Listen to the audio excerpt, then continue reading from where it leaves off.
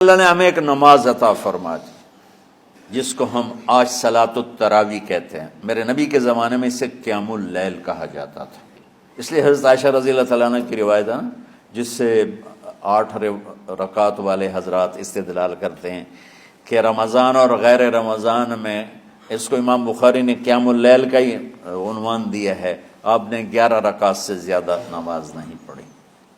ایک ضعیف روایت میں ہے کہ آپ نے 3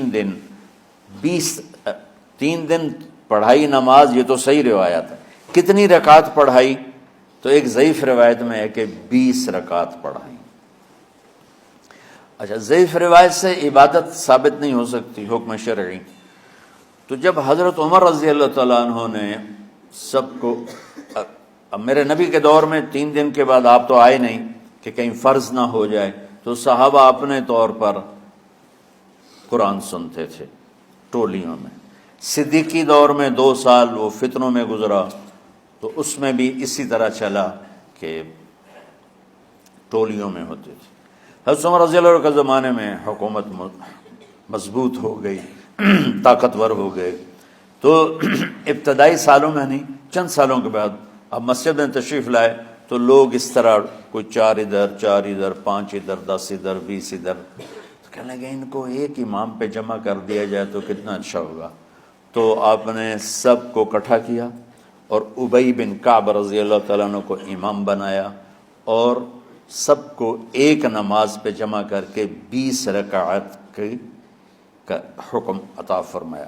تو حضرت عمر کا یہ عمل اس حدیث کو مضبوط کر دیتا ہے کہ چونکہ میرے نبی نے کہا علیکم بسنتی و سنت الخلفاء الراشدین من بعدی، کہ میری اور میرے خلفاء راشدین کی سنت پر مضبوطی سے عمل کرنا۔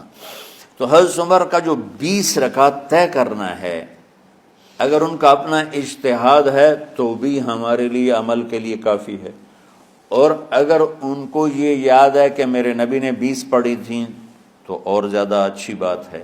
لیکن بہرحال جو 8 پڑھتا ہے ہمارا اس پہ بھی کوئی اعتراض نہیں، چونکہ وہ بھی حدیث کے ساتھ بات کرتا ہے، اور باقی پوری امت 20 پڑھتی ہے، ان پر بھی اعتراض نہیں۔ میں ایک جگہ سے گزر رہا تھا، نماز کا وقت ہو گیا، اہل حدیث کی مسجد تھی، میں وہاں نماز پڑھنے چلا گیا، تو ایک بہت بڑا اشتہار لکھا ہوا تھا، 20 تراویح ثابت کرنے والے کو 5 لاکھ روپے انعام،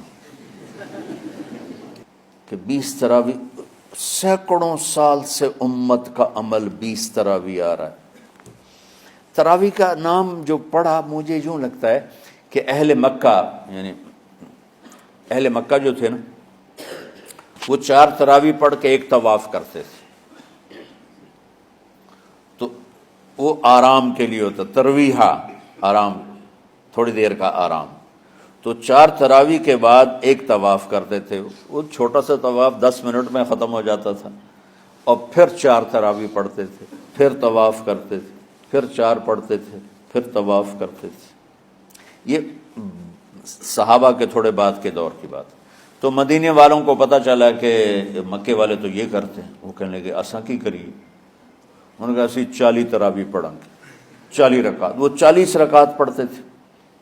تو نوافل میں کوئی سختی نہیں کہ بھائی 8 سے زیادہ نہیں پڑھنی، بدعت ہو جائے گی، اور 20 پڑھنا بدعت ہے، یہ سب جہالت کی بات ہے۔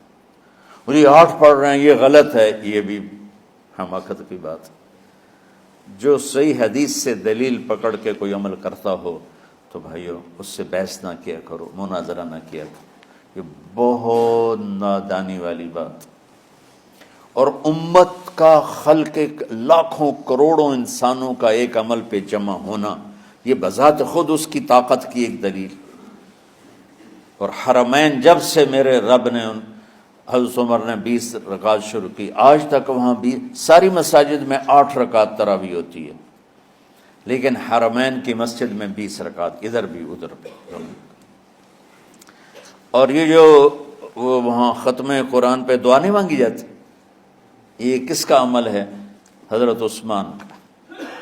حضرت عثمان نے اپنے دور خلافت میں تراویح پڑھانے والے سے کہا جب قرآن ختم کرو تو دعا کرنا۔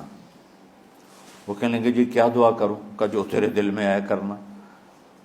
تو ختم قرآن کی رات تراویح کی آخری رکعت میں من الجنت والناس کے بعد دعا کے لیے ہاتھ اٹھانا، یہ حضرت عثمان رضی اللہ تعالیٰ عنہ نے اس کو زندہ فرمایا۔ اور امام دعا کرتا تھا 1 منٹ 10 منٹ 20 منٹ جتنے بھی، اور پیچھے لوگ آمین کہتے تھے۔ وطر کی جماعت نہیں ہوتی تھی، وطر کو باجماعت حضرت علی رضی اللہ تعالیٰ عنہ نے شروع کی کہ وطر کو بھی باجماعت پڑھا جائے، تو یہ ان کی سنت ہے کہ وطر کو باجماعت پڑھا گیا۔ تو اب یہ لہٰذا یہ سارے سنت جو کام ان خلفۂ راشدین سے ہوا وہ بھی سنت ہے۔ تو اللہ نے ہمیں ایک عبادت دے دی کہ میرا قرآن پڑھو اور سنو۔ پہلی امتوں کو تراویح کیوں نہیں تھی یا قیام اللیل کیوں نہیں تھا؟ کہ ان کو اپنی کتاب یاد ہی نہیں ہوتی تھی، وہ اپنی کتاب کے حافظ نہیں ہوتے تھے، وہ اپنی کتاب یاد ہی نہیں کر سکتے تھے، صرف نبی کو یاد ہوتی تھی۔ اللہ نے ہمارے لیے کتنا آسان کر دیا کہ 7 سال کے یہ چھوٹے چھوٹے بچے قرآن یاد کر رہے ہیں، 70 سال کا بوڑھا قرآن یاد کر رہا ہے۔ یہیں یہ مولوی یوسف صاحب کا ساتھی تھا یا پتہ نہیں ان سے پہلے تھا، سلمان، مولوی سلمان، آج کل امریکہ میں ہوتے ہیں، ہماری ایک شاخ چلا رہے ہیں ماشاءاللہ۔ وہ شروع میں یہاں تھے تو یہاں تراویح پڑھانے کے لیے ہمارے پاس حافظ کوئی نہیں تھا، وہ حافظ نہیں تھے، وہ صبح بیٹھ کے شام تک 1 سپارہ یاد کرتے اور رات عشاء کی نماز میں سنا دیتے۔ 30 دن میں قرآن یاد کر کے سنا دی۔ مطلب یہ سنی سنائی بات نہیں، ہمارے اسی حسنین، اسی ممبر اور محراب کی بات کہ یہیں اسی مسجد میں انہوں نے صبح سے مغرب تک یاد کرتے تھے اور پھر عشاء میں کھڑے ہو کے سنا دیتے تھے۔ پیچھے ہوتے تھے لقمہ کوئی دینے والا شاید، لیکن بہت خوبصورت پڑھ کے 1 دن میں یاد کر کے سنا دیا۔ اور ایک مجھے نام بھول گیا کہ 3 دن میں قرآن یاد کیا، 10 سپارے 1 دن میں یاد کیا، 10 دوسرے دن میں یاد کیے، 10 تیسرے دن میں یاد کیے۔ وَلَقَدْ يَسَّرْنَا الْقُرْآنَ لِلذِّكْرِ فَهَلْ مِن مُدَّكِرٍ۔ تو اللہ تعالیٰ نے اس کو نصیحت کے لیے بھی آسان کیا ہے اور یاد کرنے کے لیے بھی آسان کیا ہے۔ کوئی کتاب پہلے یاد نہیں ہوتی تھی کسی کو، ماشاءاللہ تم میں کتنے حفاظ بیٹھے ہیں اللہ کے فضل سے۔ تو اللہ نے ہمیں رات کی نماز عطا فرمائی، اور چونکہ یہ ایک مشقت ہے تو میرے نبی نے کہا یہ رات کی نماز کے ہر سجدے پر 1500 نیکی لکھی جاتی، 1500 نیکی لکھی جاتی۔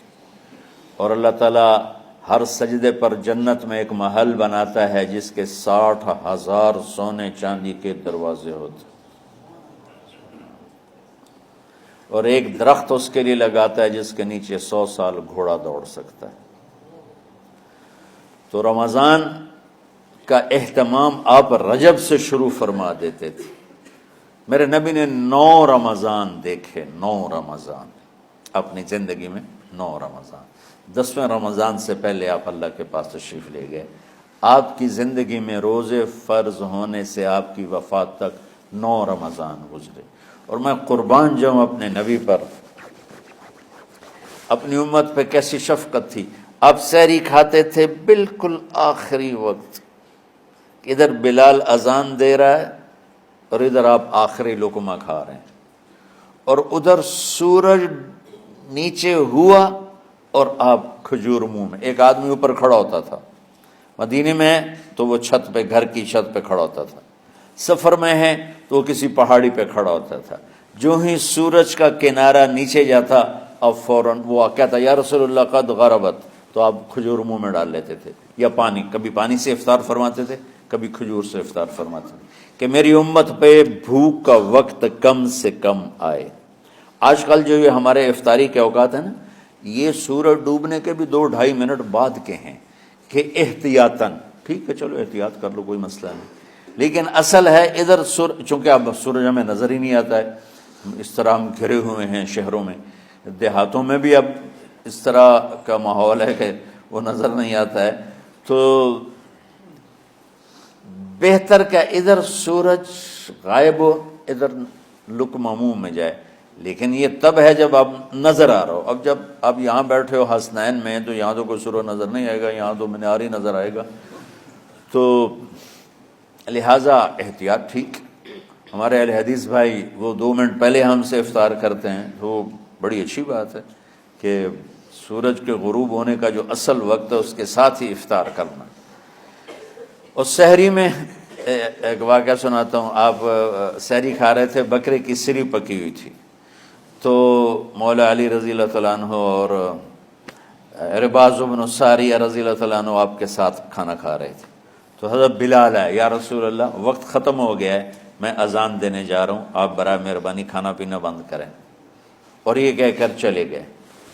چھت، ایک انصاری عورت تھی، اس کے گھر کی چھت پہ چڑھ کے اذان دیتے تھے۔ چڑھنے لگے تو پھر واپس آئے کہ دیکھوں اللہ کے نبی نے کھانا چھوڑ دیا یا نہیں، آ کے دیکھا تو وہ کھا رہے تھے۔ انہوں نے کہا یا رسول اللہ واللہ لقد اصبحت، یا رسول اللہ اللہ کی قسم سحری کا وقت ختم ہو گیا، صبح ہو گئی۔ تو آپ نے ہاتھ پیچھے کر لیا، کہہ رہے تیرا بھلا ہو بلال، ابھی وقت باقی تھا، تیرے قسم کھانے پر اللہ نے اس کو پہلے نکال دیا کہ تیری قسم کہیں جھوٹی نہ پڑ جائے۔ تو حضرت علی نے فرمایا کہ اگر بلال قسم نہ کھاتے تو جب تک میرے نبی کھاتے رہتے صبح صادق نہیں ہونی تھی۔